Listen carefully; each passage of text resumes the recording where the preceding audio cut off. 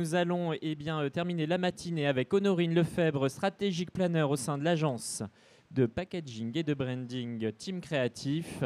J'invite Honorine à me rejoindre. Fondée en 1986, cette agence est aujourd'hui l'un des groupes clés en matière de design en France et à l'étranger. Leader dans la catégorie des produits de grande consommation.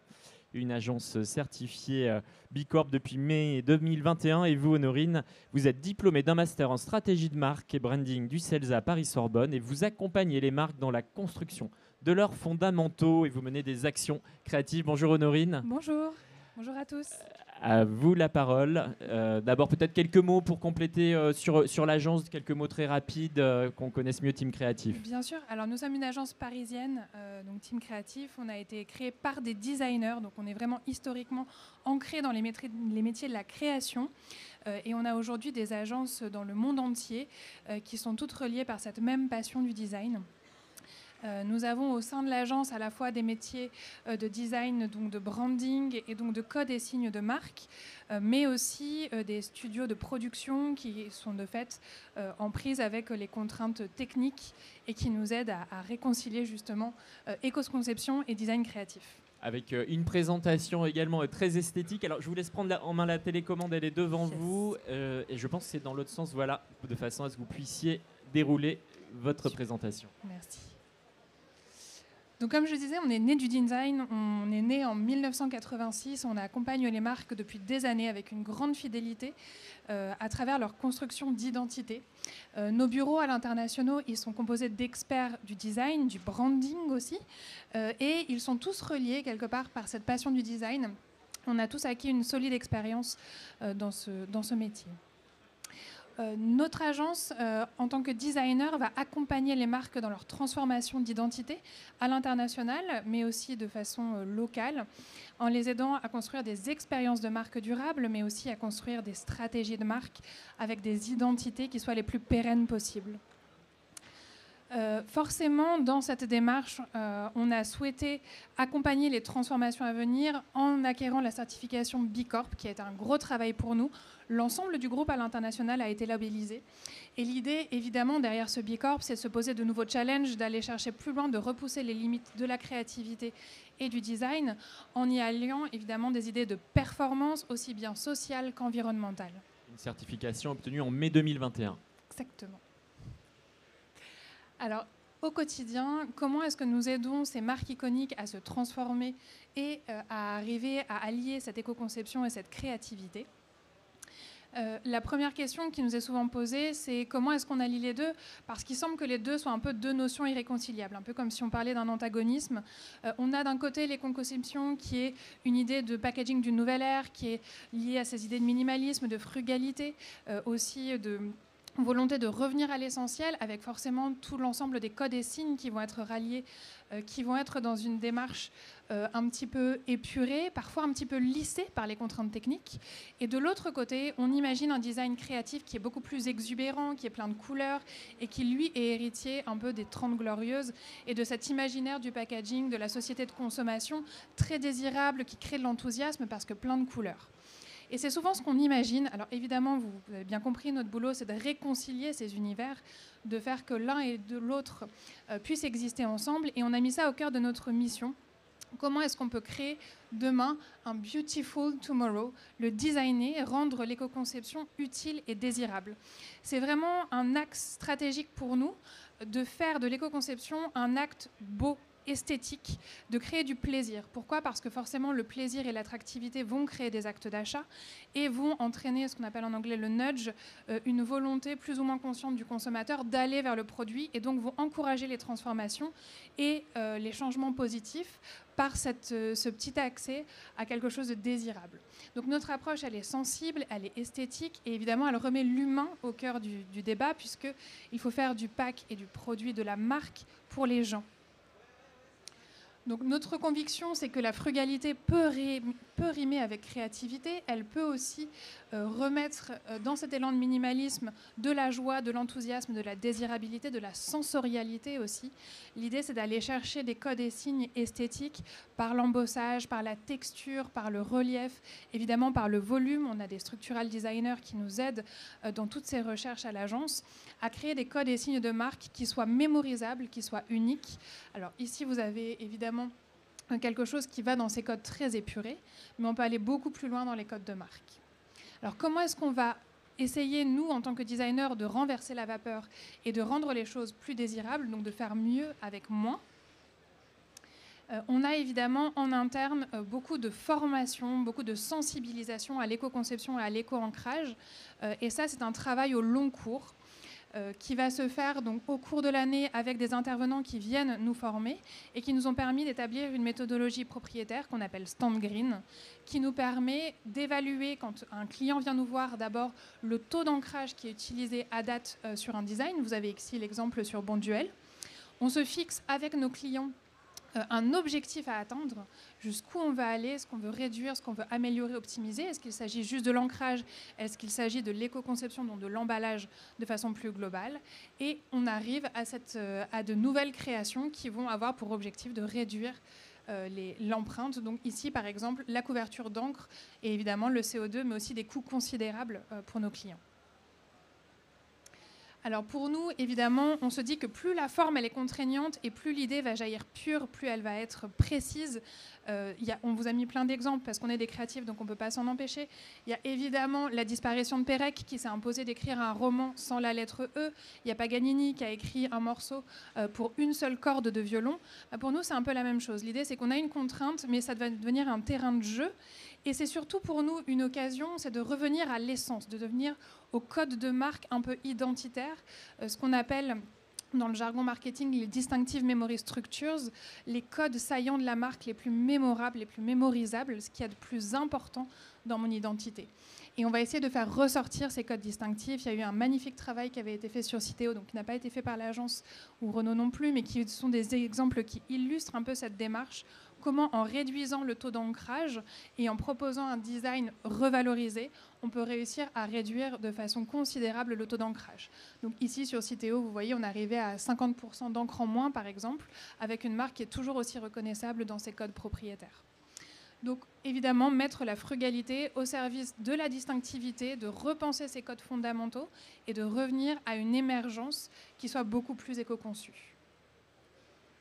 C'est un travail qu'on a fait à l'agence, par exemple, sur la marque Volvic, avec ce travail d'une éco-conception comme une opportunité à revenir aux fondamentaux du volcan, donc de la marque et de son packaging, avec, vous le voyez ici, une bouteille qui a été complètement repensée autour de cet imaginaire du jaillissement, avec des corrugations qui sont évidemment retravaillées spécifiquement aussi pour raconter ce « Born from the Volcano », qui est cette fameuse signature de Volvic. Donc épuré pour revenir à cette saillance de marque. Et donc évidemment, vous vous en doutez, une consommation responsable qui est encouragée, un bond géant qui a été fait dans les ventes, parce que cette désirabilité aussi du produit et cette nouveauté en rayon l'a rendu beaucoup plus attractif. Dans notre modèle d'éco-conception, on s'attache à toujours avoir 4 grandes parties. Être pensé pour le consommateur, être pensé pour la marque, être iconique, être pensé aussi de façon viable, être un modèle qui soit pérenne économiquement pour l'industrie et évidemment être responsable d'un point de vue environnemental et aussi social. On le voit, il y a des attentes consommateurs qui sont très très fortes. Moi, mon boulot en tant que planeur strat, c'est évidemment d'étudier ces attentes. Elles sont considérables. On voit des chiffres qui attestent de ça très fortement. Et finalement, nous, ce qui nous a marqué, on voit que même au niveau européen, tout le monde veut le moins d'emballage possible. On voit que aussi, on souhaiterait limiter le plastique et des emballages. On voit que les consommateurs sont en attente d'informations et qu'il y en a de plus en plus. Et finalement, le chiffre qu'on retient, c'est que 79% des gens sont complètement paumés. parce qu'il y a trop d'informations, qu'à vouloir trop mettre de score, à vouloir trop expliquer, à vouloir rentrer dans les détails techniques de la composition, le consommateur finalement lui est perdu et ça devient trop technique pour lui. Et ce qu'il veut finalement, ce qu'il cherche ce consommateur, c'est de la commodité, de la praticité, un packaging qui soit smart, qui soit intelligent et où il n'est finalement pas de question à se poser, c'est tellement évident que j'y vais. Cette commodité, nous on a essayé de la résumer, on va dire, à certains points. Mais évidemment, il y a cette idée d'être d'abord smart, d'être utile, d'apporter une vraie plus-value, d'apporter un service, un mode d'usage supplémentaire. On le voit avec les packs réutilisables, mais on le voit aussi avec l'invention de rituels coordonnés. On va aussi chercher une idée d'économie. On va aller chercher avec le packaging et l'éco-conception plus de pédagogie, plus de ludique. Il y a des choses très intéressantes qui sont faites en termes de gamification pour rapporter son packaging et en utiliser finalement les restes pour recréer des objets qu'on va avoir chez soi de façon très pérenne. Donc, par exemple, Innisfree qui propose de rapporter ses produits en boutique pour créer des vases chez soi. On a évidemment des choses beaucoup plus pratiques comme Nivea où on arrive enfin à utiliser la fin du pot de crème. Et évidemment, pour nous, un point très important, parce qu'on est engagé Bicorp et qu'on va chercher aussi du pro bono et beaucoup de social chez Team Créatif, on a cette dimension d'inclusivité et de sensibilité qui est très importante, qui peut paraître secondaire de temps en temps, mais qui est un vrai vecteur de l'attachement aux marques. Cette idée d'aller chercher par le design, du braille, de l'inclusivité, des codes et signes qui vont raconter qu'on est ouvert à tous et qu'on est dans cette forme d'intégration beaucoup plus générale. Forcément, c'est le moment de le faire quand on repense son packaging et qu'on passe à l'éco-conception. S'il y a bien un moment de le faire, c'est bien là. Et évidemment, Évidemment, quand je dis inclusif et sensible, c'est aussi penser par exemple aux seniors, qui sont une population majeure qui arrive sur le marché, qui vont être considérables en termes de vecteurs d'achat et qui vont enclencher aussi des difficultés à ouvrir les packagings, des prises en main plus compliquées et qui vont être aussi touchés évidemment par ce design inclusif. Et enfin, cette idée de fier et cohérent, on l'a dit, chez Team Créatif, on veut que le packaging éco-conçu réveille l'enthousiasme, réveille la créativité et l'envie, le désir. Donc pour nous, il faut l'affirmer, il faut l'afficher, il faut en être fier. Il n'y a pas de petits pas. Chaque pas qui est fait est un pas en avant. Et donc, il y a cette nécessité, évidemment, d'être cohérent dans la démarche, mais surtout de l'affirmer, de le mettre en scène et de le valoriser en parlant. Donc, par exemple, le futur de l'hygiène est arrivé, qui sont des très beaux cases qui permettent, par le ton de voix spécifique et le travail de la verbalisation, de mettre aussi en valeur ces changements d'éco-conception et qui la rendent créative. Voilà. Merci Honorine, on peut l'applaudir pour cette présentation. Nous avons le temps pour une séance de questions-réponses. N'hésitez pas à vous manifester, les micros circulent dans la salle. Oui, une première question là devant. Peut-on amener un micro, s'il vous plaît? Et merci de vous présenter avant de poser votre question. Bonjour, Éléonore. Donc, je travaille, moi, dans l'univers agroalimentaire pour le lait. Et j'avais une question. J'ai assisté à une présentation ce matin aussi d'une personne de Citeo qui parlait de l'uniformisation, on va dire, un peu de l'homogénéisation des emballages, notamment on peut imaginer sur les bouteilles. Pour le réemploi, en effet. Pour le réemploi, en effet. Et on parlait là de la différenciation que peut apporter le packaging et toutes les formes, tout le volume que ça peut avoir. Est-ce que c'est pas un peu antinomique ces deux-là? Et comment demain, dans tous les sujets d'uniformisation dans le but de réemploi, on peut toujours rester assez différenciant et distinctif? Honorine. Oui, bien sûr. Pour nous, c'est un vrai enjeu. Hein. Clairement, on est soumis à ces contraintes très régulièrement. Et c'est pour ça qu'on travaille sur ces fameuses, qu'on appelle les Distinctive Memory Structures, donc les codes et signes vraiment spécifiques de la marque. On a des outils propriétaires en interne qui nous permettent de les analyser, de les décrypter pour réussir à faire ressortir finalement ces marqueurs qui sont propres à une identité, à une marque, et pour ensuite pouvoir les appliquer de façon très généralisée sur l'ensemble des supports de communication. Et c'est ce travail-là qui va nous permettre d'être vraiment distinctif quand on est soumis à ce type de contraintes finalement qui lissent forcément l'identité et l'aspect. Donc essayer de faire ressortir des codes et signes, des couleurs, des typographies, aller chercher parfois même des typographies qui sont faites sur mesure par des designers typographes et qui vont créer une empreinte de marque unique et spécifique. Et là, ça ne sera pas sur l'emballage contenant, mais sur les décors, effectivement, Exactement. où l'enjeu sera déplacé. Ou embossé sur le pack d'ailleurs. Alors, et effectivement, pourquoi pas embosser sur le pack, c'est effectivement pour certains une option. Une question, oui, dans l'allée centrale, merci. Merci de vous présenter. Je travaille dans la barquette alimentaire pour fruits et légumes, mais ma question est plus générale.